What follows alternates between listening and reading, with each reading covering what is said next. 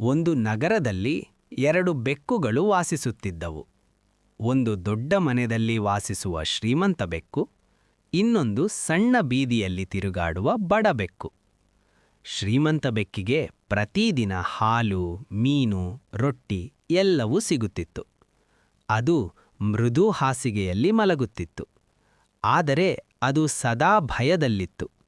ಮನೆಯವರು ಅದನ್ನು ಗದರಿಸುತ್ತಾರೋ, ಹೊರಗೆ ಬಿಡುವುದಿಲ್ಲವೋ ಎಂದು. ಬಡ ಬೆಕ್ಕಿಗೆ ದೊಡ್ಡ ಮನೆ ಇರಲಿಲ್ಲ. ಆದರೆ ಅದು ಸ್ವತಂತ್ರವಾಗಿ ಎಲ್ಲೆಡೆ ತಿರುಗಾಡುತ್ತಿತ್ತು. ಅದಕ್ಕೆ ಕೆಲವೊಮ್ಮೆ ಮಾತ್ರ ಊಟ ಸಿಗುತ್ತಿತ್ತು. ಆದರೂ ಅದು ಸಂತೋಷದಿಂದ ಸ್ನೇಹಿತರ ಜೊತೆ ಆಟವಾಡುತ್ತಿತ್ತು.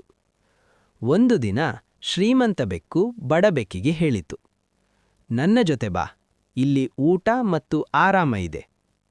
ಬಡ ಬೆಕ್ಕು ಒಂದು ದಿನ ಅಲ್ಲಿ ಉಳಿಯಿತು. ಆದರೆ ಮನೆಯ ನಾಯಿಯ ಶಬ್ದ ಕೇಳಿ ಅದು ಹೆದರಿತು. ಅದಕ್ಕೆ ಸ್ವಾತಂತ್ರ್ಯ ಹೆಚ್ಚು ಮುಖ್ಯವೆಂದು ಅನಿಸಿತು. ಅದು ಹೇಳಿತು, "ನನಗೆ ಕಡಿಮೆ ಊಟ ಸಿಕ್ಕರೂ ಸರಿ, ಆದರೆ ಸ್ವತಂತ್ರ ಜೀವನವೇ ನನಗೆ ಸಂತೋಷ ಕೊಡುತ್ತದೆ."